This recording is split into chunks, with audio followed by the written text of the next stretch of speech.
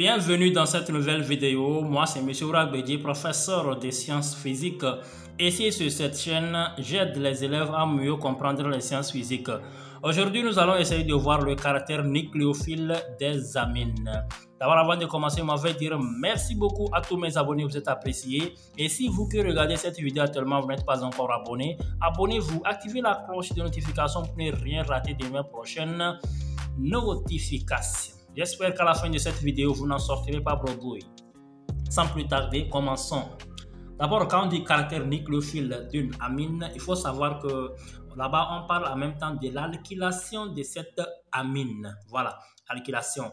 Et ici, pour vérifier ce caractère, il faut réagir l'amine avec un dérivé halogéné. Qu'appelle-t-on dérivé halogéné? Un dérivé halogéné est un composé qui contient soit l'iode, le brome fluor, ainsi de suite, soit les éléments de la 8e colonne dans la classification périodique des éléments. Voilà. Ici, sans bavarder, sans trop bavarder, nous allons prendre l'exemple de l'amine primaire. Après l'amine primaire, on passe à l'amine secondaire et enfin tertiaire. Voilà. Amine primaire, l'alkylation de l'amine primaire. Donc, de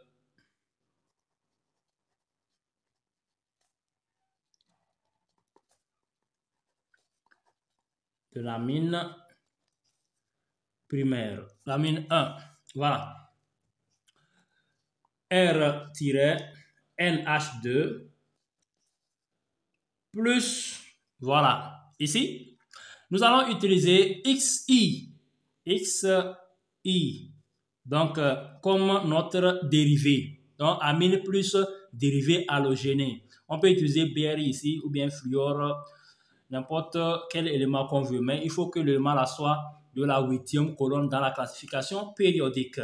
Voilà, ce qui nous donne, bon, ici, c'est notre doublé non liant qui va jouer le rôle. Voilà, ici, nous allons avoir R-NH2-X. Voilà. Maintenant, comme on a fixé un élément ou bien un groupe d'éléments sur notre atome d'azote, nous allons ajouter un plus ici. Pourquoi? Parce que c'est notre doublé non liant là qui nous a permis d'établir la liaison avec le X. Voilà. Maintenant, qu'est-ce qui va se passer ici? Comme le X s'est retiré, il va nous rester I-. Donc, I-. Voilà. Le composé obtenu, celui-là, s'appelle ion ammonium. Ion ammonium. Voilà. Alkyle ammonium, si on peut dire. Et ici, celui-ci s'appelle ion iodure. Notre alkyle ammonium ou bien ammonium est susceptible de libérer un proton H+.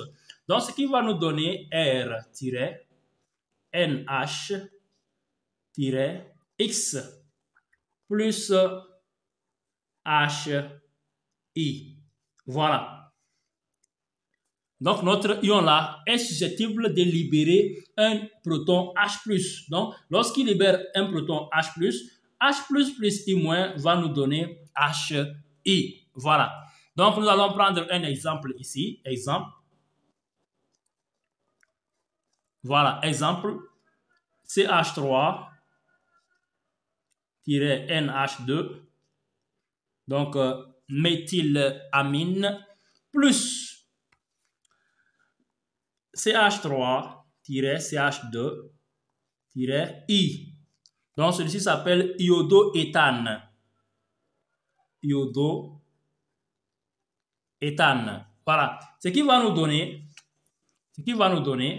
CH3-NH2 plus CH2-CH3. Donc, si vous voyez ce composé-là, c'est notre X. En haut là-bas, c'est notre X là. Maintenant, plus I-. Donc, ce n'est pas encore fini. Celui-ci là est susceptible de libérer un proton H+ là-bas. Donc, ce qui va nous donner CH3-NH-CH2 CH3. Donc, le H plus libéré ici, plus H plus I moins, va nous donner, donc, et puis flèche, HI, bon, ou bien IH, il n'y a pas de souci. Voilà. Donc, aussi simple que ça. Si on prend les amines secondaires, amines, cas d'amines secondaires. Voilà, cas d'amines secondaires. Nous allons voir pareil, ça serait pareil. Regardez bien. R1-NH-R2 plus, bon, je vais prendre l'exemple en même temps, hein,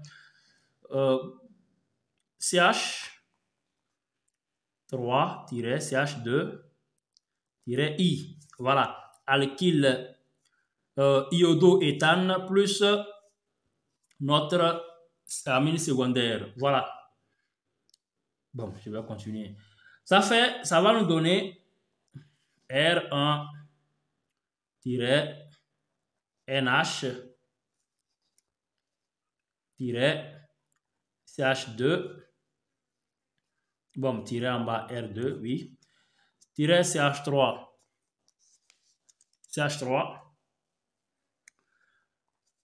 Plus, bien sûr, plus I-. Voilà. La réaction là, elle est réversible. Voilà.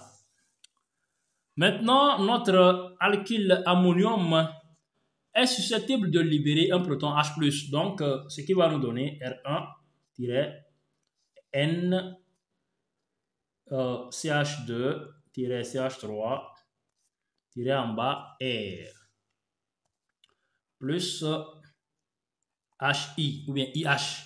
Voilà, ça c'est pour les amines secondaires. Nous allons prendre les amines tertiaires. Amine, cas d'amine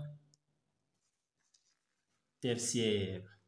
Voilà, cas d'amine tertiaire, ça fait R1-N-R2 en bas R3 plus, ici je vais prendre bon, XI, le cas général, ce qui va nous donner R1-N-R2 R3 plus et puis X plus I-. Donc ce composé là s'appelle ion ammonium quaternaire. Nous allons récapituler rapidement ce qu'on vient de voir. Nous avons dit que une amine primaire NH2 plus voilà, un dérivé halogéné va conduire à la formation de R- je vais mettre prime ici, NH- R' plus HI. Voilà, en quelque sorte. Maintenant, pour une amine secondaire, R-NH-1,2 plus R3I, voilà, ça là c'est le composé halogéné, va conduire à R1-N-R2- en bas, R3 plus HI. Voilà. Une amine tertiaire, R1-N-R2- en bas, R3 plus RI va conduire à R1-N- en bas, R3, R2, R plus I-, plus là. Voilà. Pour dire que ici, là, on ne peut plus continuer. L'ion là est un ion ammonium quaternaire. 1, 2, 3, 4, quaternaire. Voilà. À la place de I, on peut utiliser brome, Br, parce que Br aussi est un halogène. On peut utiliser fluor, fluor aussi est un halogène, chlore, ainsi de suite. Voilà. Donc ici, il faut savoir que l'alkylation d'une amine primaire conduit à la formation d'une amine secondaire. L'alkylation d'une amine secondaire conduit à la formation d'une amine tertiaire. Et l'alkylation d'une amine tertiaire conduit à un ion ammonium quaternaire. Voilà. Et cette cascade de réactions est connue sous le nom de réaction d'Hoffmann. Réaction d'Hoffmann. Voilà. Ce sont des réactions d'Hoffmann.